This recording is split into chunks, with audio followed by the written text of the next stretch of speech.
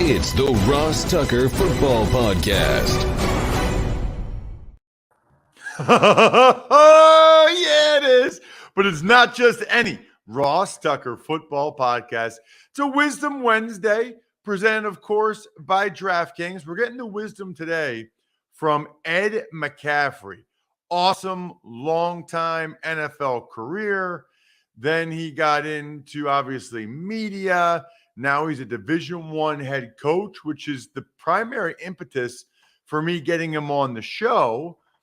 Also, so happens that the trade deadline is November 1st, but the trade went down ahead of time. I actually spoke with Ed last week, right before his son Christian got traded. So you'll get to hear what he and they were thinking right before the trade went down.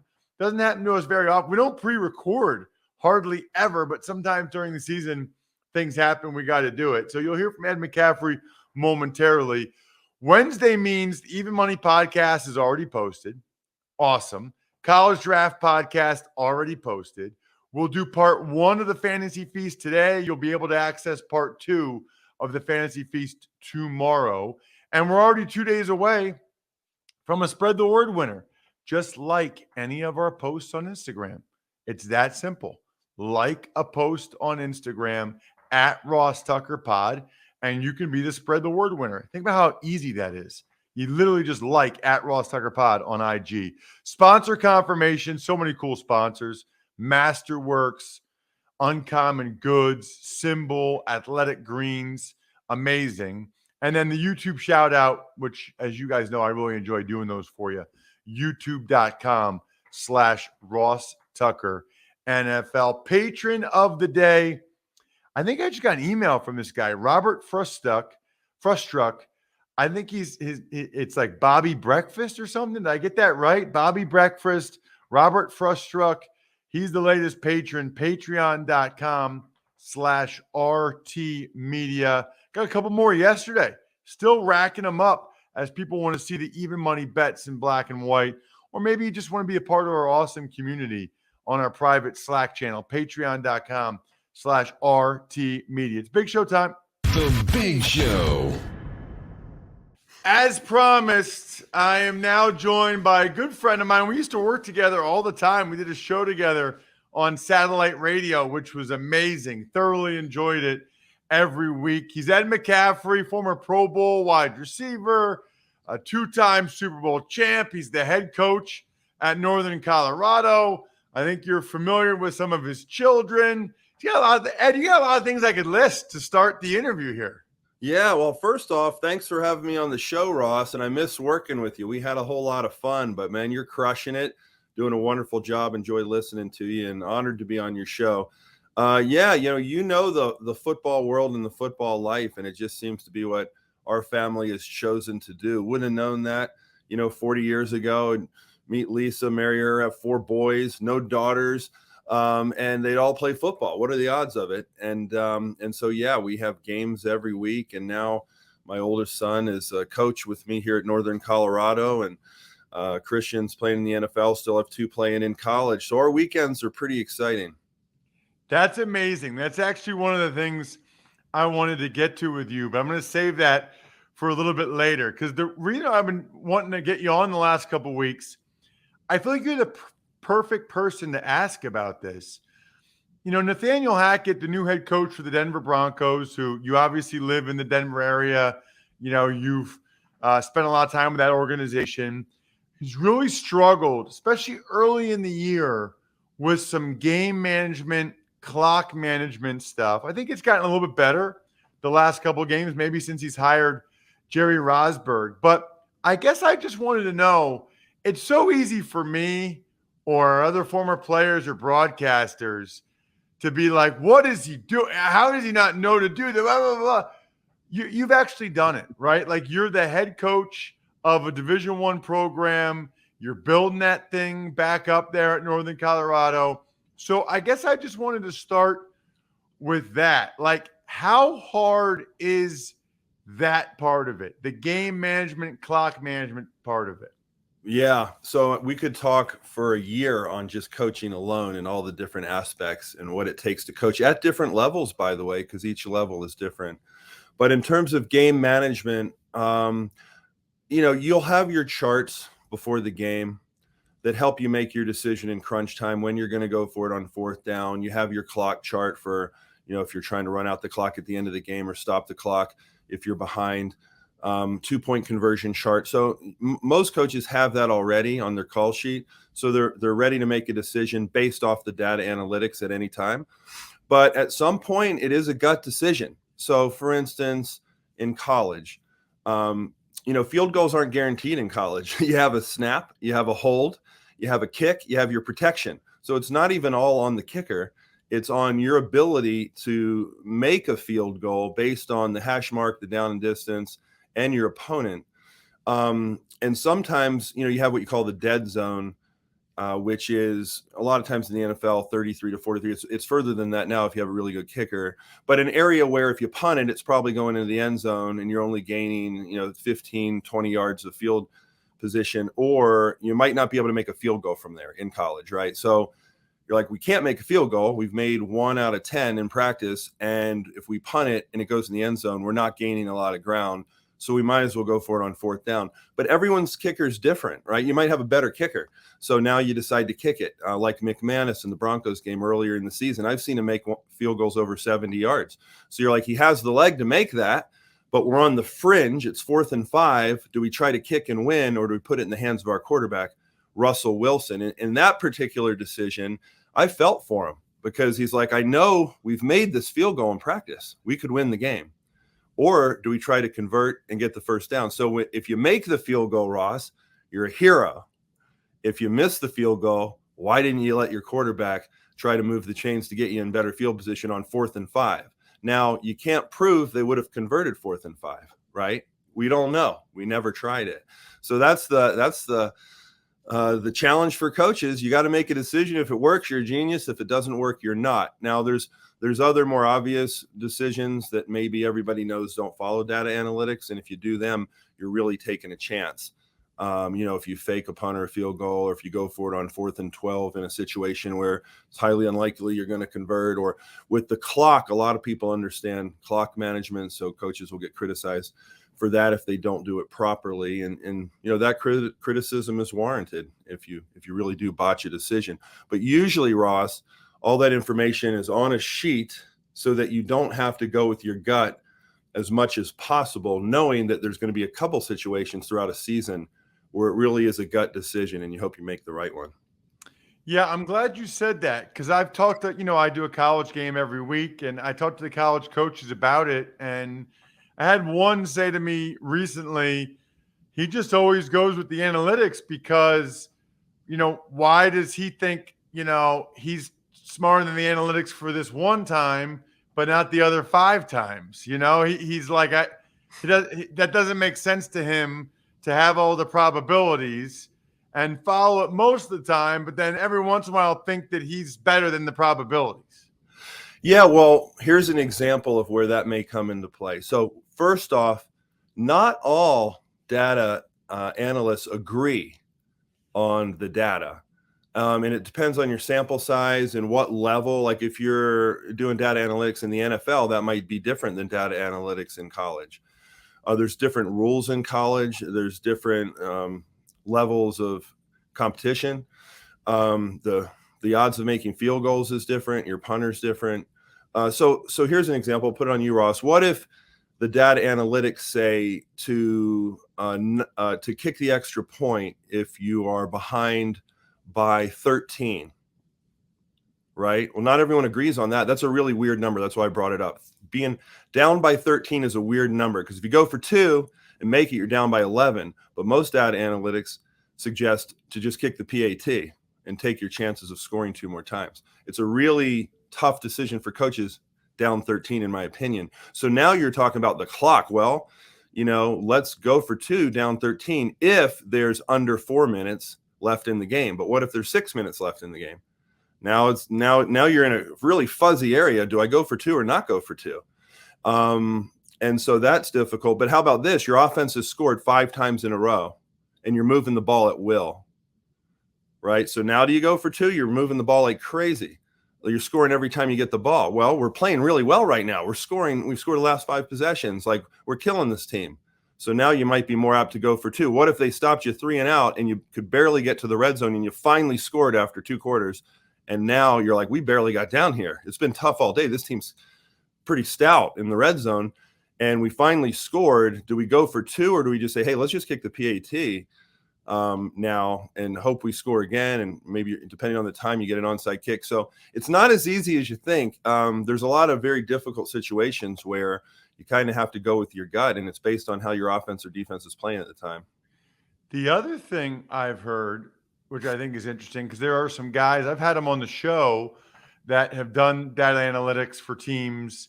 And so they'll tweet sometimes like, well, the model says you should do this or that you should do that. But then I talk to guys on other teams, Ed, that they say, yeah, our models are different. Like, yeah, they don't like when certain guys tweet, well, they should do this, because they're like, no. We've done the work. We have our own data and our own models and our own sample size, and we followed that. It's not like there's only one analytic. People say analytics, but not everybody has the same, the exact same models. Well, you probably learned that at Princeton when you took your statistics class. The first thing you look at is your source. Who did this data analytics? What's the sample size, right? And so a lot of times the sample size isn't even big enough. Oh, we looked at 60 teams over the course of 2 years. Well, someone else might have looked at 1,000 teams over 10 years. And now you're thinking, well, the game was different back then. They didn't even have the same rules. And so one of the big decisions is whether to go kick a field goal or not, right? That's a really big decision. So when you're looking at data analytics, 3 of the big areas of data analytics are when to kick a field goal, when to go for it on 4th down, when to go for a 2-point conversion. And if you want to throw the 4th in, it's clock management. And there's you can't go back and prove in a lot of those situations. You can't go back and prove that you would have been right if you made a different decision. You got to make your decision. So for instance, kicking a field goal instead of going for it on 4th and 5, there's no guarantee you convert 4th and 5. The data analytics suggest you might only convert, 25% of your 4th and 5s. Or go 4th and 6, because that's a harder down and distance. So 4th and 6, right? What are the odds of converting 4th and 6? Not very good. And so, if you're in field goal range, do you go for 4th and 6 or do you kick the field goal? It's really tough. And maybe the data analytics suggests you have I'm just making up numbers now. I don't have my chart in front of me, but like a 25% chance of converting 4th and 6.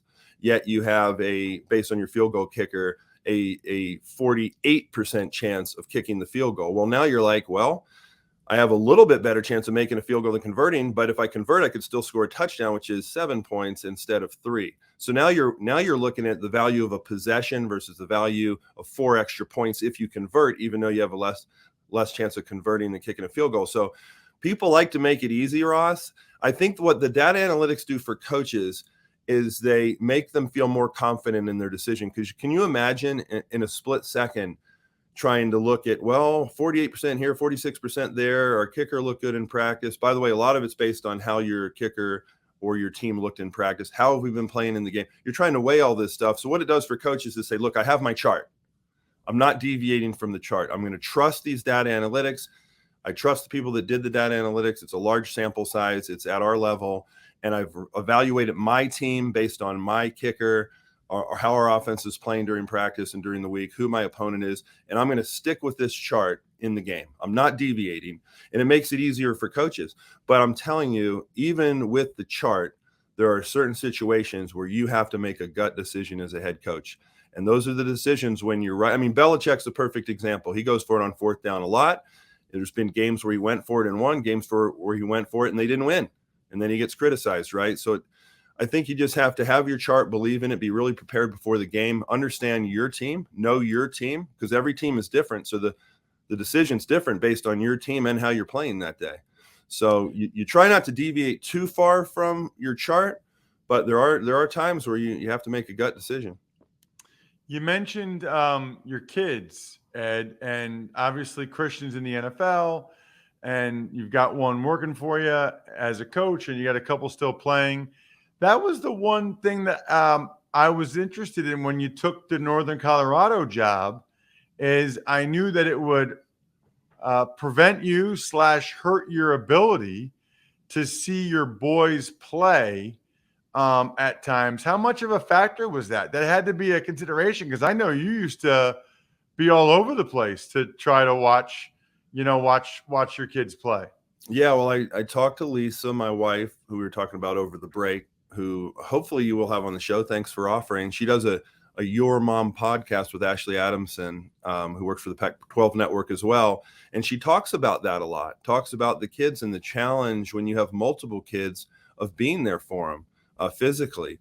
And, our life just happens to revolve around football, but all parents understand if you have multiple kids, it's hard to be there for all of them all the time, especially if they're all doing the same thing. So all of our kids play football.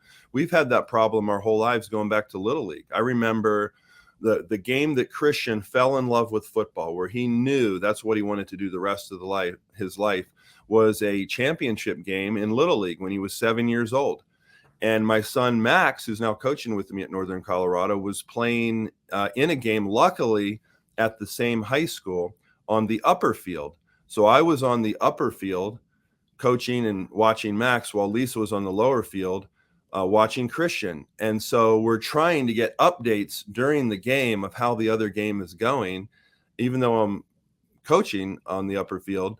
But we couldn't physically watch every play of every game. And that's going back to when they were 7. Now the other 2 boys got older, and now there's 4 games. So there was always 4 games going on, for 15 years now at least, every weekend. And for a while there, it wasn't as bad when it was high school. We got lucky. 2 of them played on the same high school team multiple times. So it was high school, then college, then the pros. And it's been that way for maybe 8 or 9 years, because Max played 4 years in the league. And then Christian is a couple years younger, has been playing. And so then it became, which pro game do you go to, or which college game do you go to? And because they play on the same day in different cities. That's even right now, our youngest son, Luke, plays at Rice, and Lisa has to make the decision. Do we stay here and watch the Northern Colorado game, or go to watch Luke at Rice? The tendency is to go support your son who doesn't have the other family members there. So she'll want to go out and support him as much as possible. This week she has a 5:30 a.m. flight on Sunday morning to get out to watch the Panthers game after watching the Northern Colorado game. So long story short, for me to make the decision was tough, but I've never been able to watch all of my sons play at the same time. That's never been a reality. We have some good friends, the Stolls, whose son Jack plays for the Eagles, plays tight end for the Eagles. Yeah. And they go to every one of his games, home and away. I'm like, I wish we could do that, be parents that could go to every single one of our kids' games. But we have 4 and they all play. And a lot of the games are on the same day. So it's not our world. We've always spent a ton of money on airfare. That's our number one expense now that the kids are out of the house, because food used to be feeding those guys. But you know what, Ross? When I talked to Lisa and when I talked to my boys about taking the job, they were happier than anyone on the planet for me, because they knew I loved coaching and they knew that I loved football. And that made the decision pretty easy. And at the time, I had no idea that Max was going to want to leave. He was playing for the XFL at the time, getting ready to try out for another NFL team. I had no idea he was going to call me up and say, hey, look, I'd love to get into coaching. And I had no idea my son Dylan would decide to come play for us at the time as well. So I don't know how it worked out that way, but I have 2 of my sons here at Northern Colorado, one as a coach, one as a player. And that's been a real blessing. No matter what happens in life, like the years I got to spend with these guys as a coach and a fellow coach and a player, has really just been unbelievable. I know a lot of coaches get to coach their sons or have sons on the staff more than you would think. And some can't do it. They can't separate coach from father, from son. But the ones that can do it, everyone I've talked to that's done it and it works for, says it's one of the greatest experiences of their life. And I would share that sentiment. I don't think there's very many, Ed, that have been a head coach, had one son who's an assistant and another son who's a player. I can't think of that very many. That's truly unique. You mentioned Christian. I got to ask you, it's kind of a wild year for him, right? His head coach gets fired during the season, and now every day, there's trade rumors surrounding him.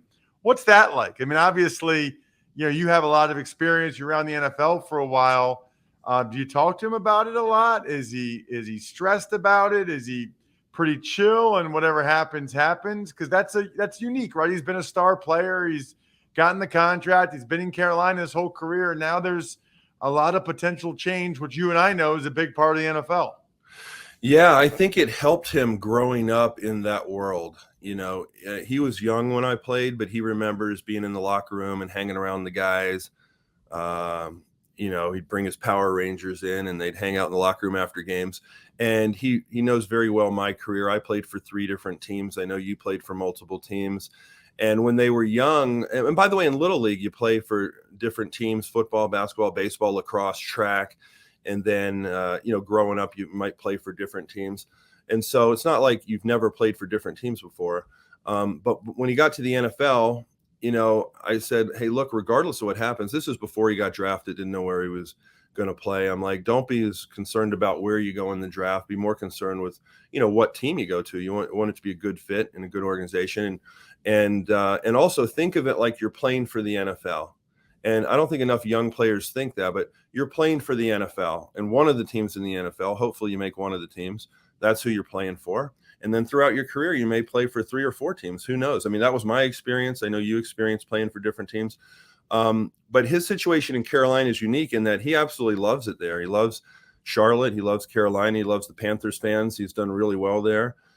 He's been through an ownership change. He's been through coaching changes. The whole roster has really rotated out from the time he got there, but he likes it there. He's playing really well. I think he had 158 yards from scrimmage the other day, rushing and receiving.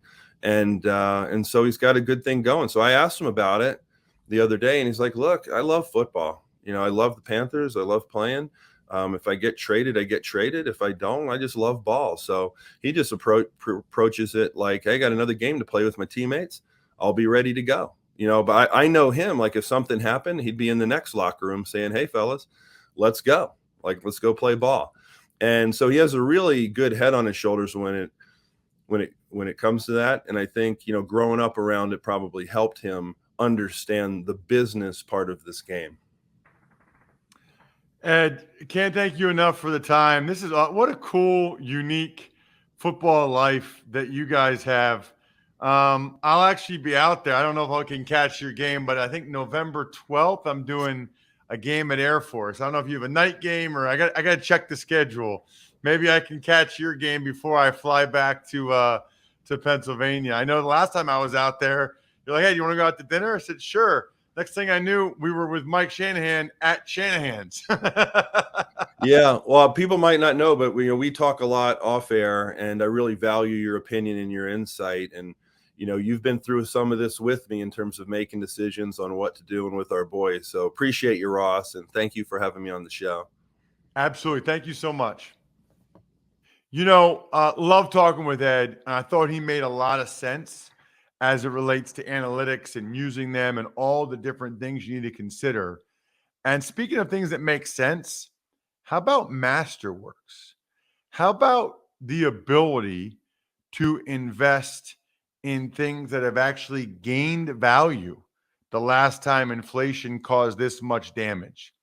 I know everybody listening is smart. You've all heard about diversifying your portfolio. Diversifying your portfolio. Well, S&P's down a lot. Mortgage rates going up through the roof.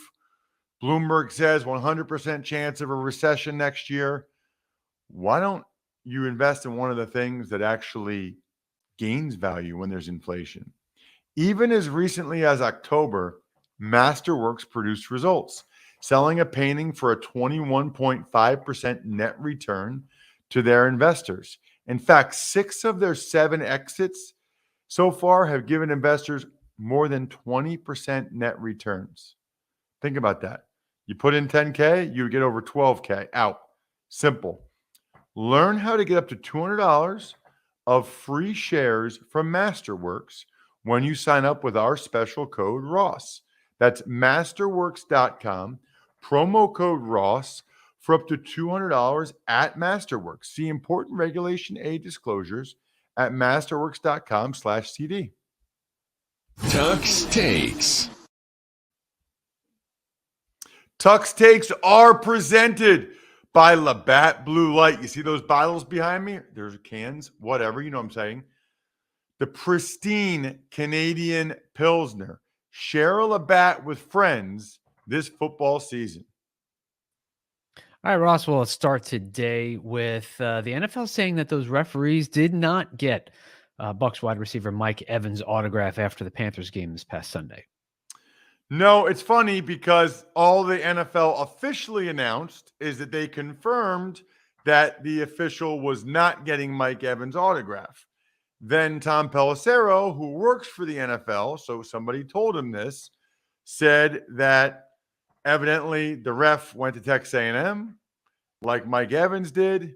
They were talking about golf at some point somehow, and he told Mike he would connect him with his golf pro so that Mike Evans could get a lesson.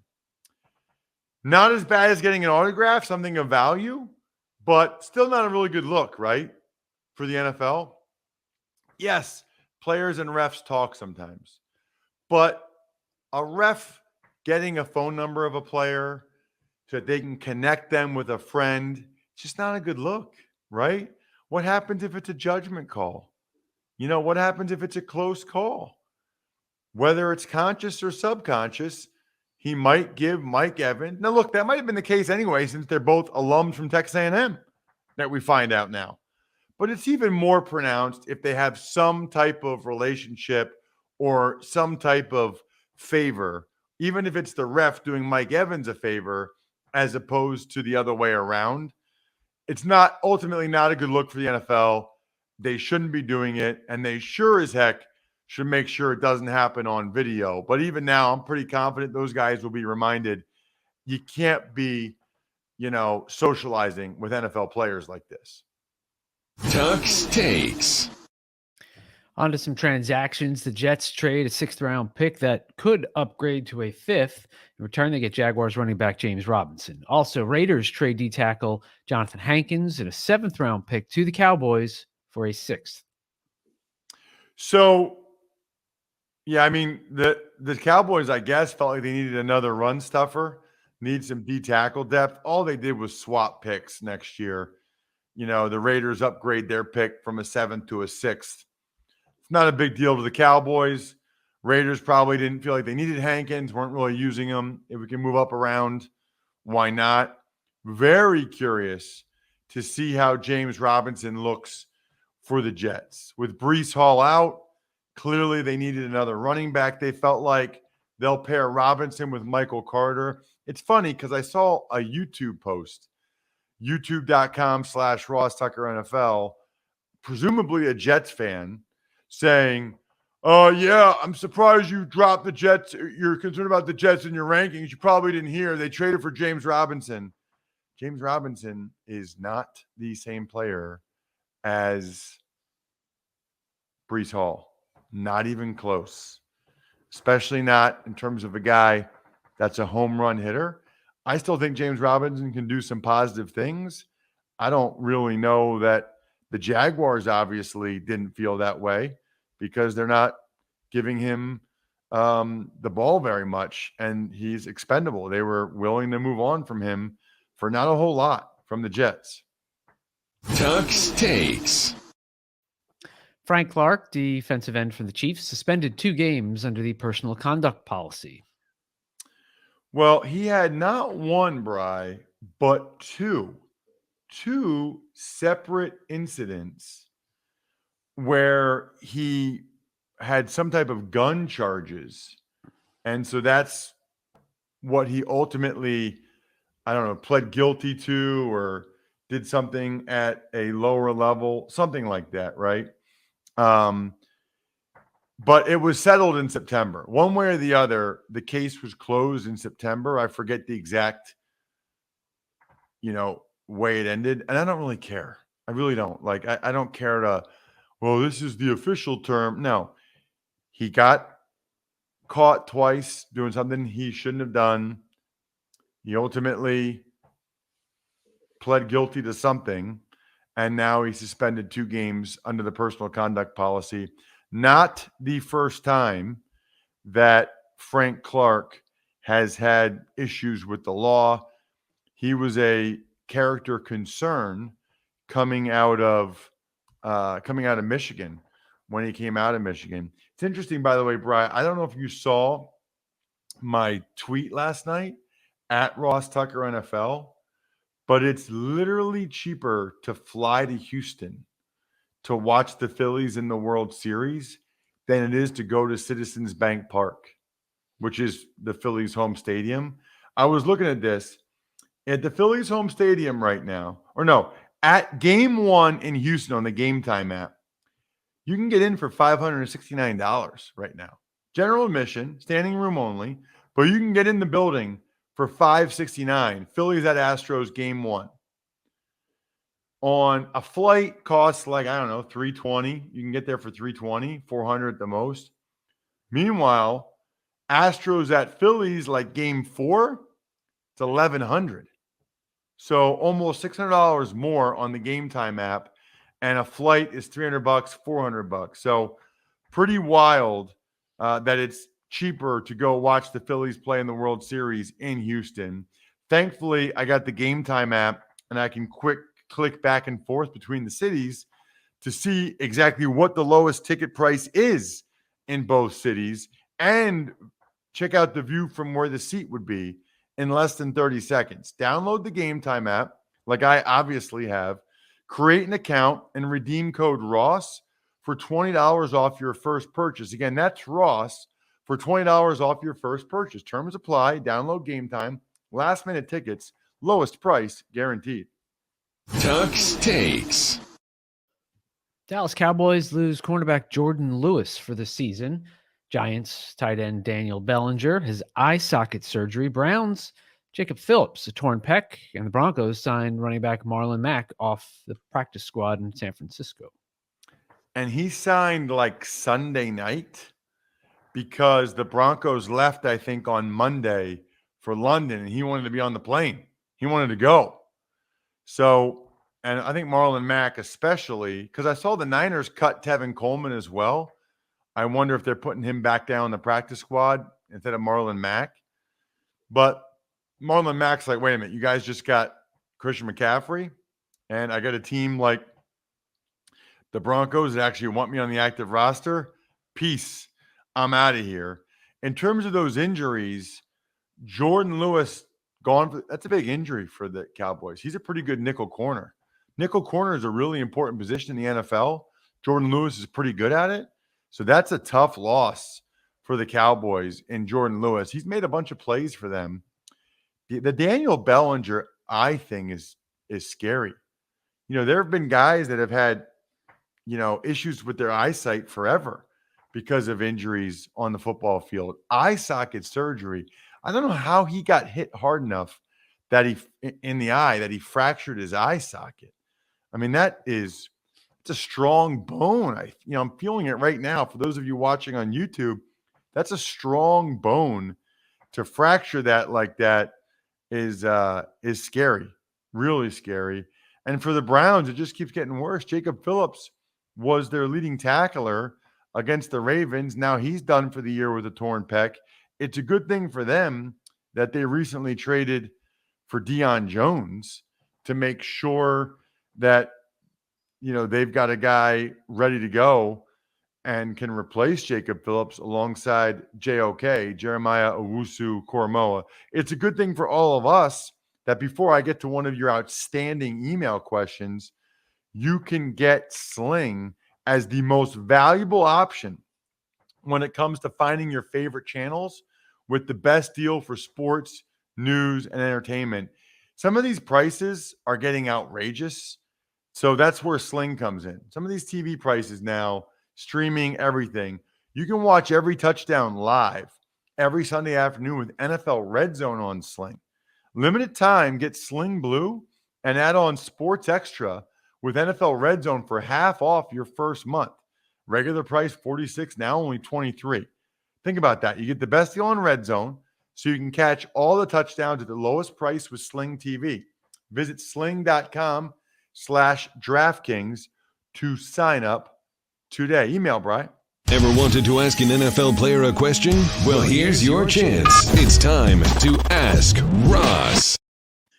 Email address is ross@rosstucker.com. Absolutely love getting your emails.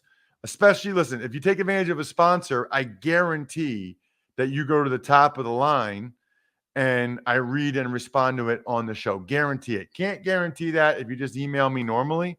So be like Jim Hines. Take advantage of a sponsor and you go right to the front of the line and I'll answer your question. Again, it's always ross@rosstucker.com. You need me for anything. You want to advertise on the show? I'm doing a speaking gig tomorrow. They emailed me ross@rosstucker.com. That's where you hit me up. All right. Well, 3 quick questions from Jim Hines. First, Ross, what are the worst things that professional coaches do to turn off the players from buying into a program? Question number 2, how do coaches figure out which the players are going to fit into that locker room or not? And number 3, are the players sick of the Belichick way or system of coaching? Have you had specific conversations with players about their attitudes towards playing for the Patriots? Good questions, Jim. The 2 worst things a coach can do is to lie to players, whether it's individually or as a group. That spreads like wildfire and very tough for a coach to come back from that. They're grown men. They understand it's a business. Just tell them the truth. But people in life, it doesn't come naturally to tell people bad news. So they're afraid to do it. Whereas in most of the time, that's the best solution. Just telling someone the truth as you see it. It's how you deliver the truth that makes the difference. And it usually, if you tell someone the truth the right way, they'll handle it okay. And they'll respect that you did it that way. I don't know how coaches figure out which players are going to fit in the locker room. What they try to do is talk to people that know the person, whether it's college coaches, secretary at the college, whatever, right? Anybody they can get their hands on, or if it's an NFL player, they'll talk to former college teammates, former NFL teammates, people in the other organization. What kind of guy is he? You know, is he a positive leader, negative leader?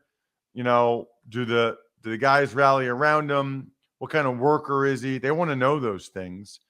And I do think, Jim, that the younger the people come into the league, I think the less impact Belichick's way of coaching has on them. He is almost exclusively, at least when I was there, and I don't know that it's changed, negative reinforcement. And I just don't think that goes over very well with young players. And I certainly don't think what he's created here at quarterback is real good for the Patriots going forward. Fascinated to see how that plays out. Love telling you guys about myfrontpagestory.com. Please take advantage of that for the holidays. The other shout outs, backofficescheduler.com, Vision Comics with an X, Evergreen Economics, go-bengals.com, steakhousesports.com, humanheadnyc.com, Sporticulture, and Pizza Boy Brewing. Big fantasy feast today. Let's make sure we're dominating our fantasy leagues. I want all of our listeners to be fantasy champions. I think we're done here. Thanks for listening to the Ross Tucker Football Podcast. Make sure to also subscribe to the Fantasy Feast, Even Money, Business of Sports, and College Draft. All available at Apple Podcasts, rosstucker.com, or wherever podcasts can be found.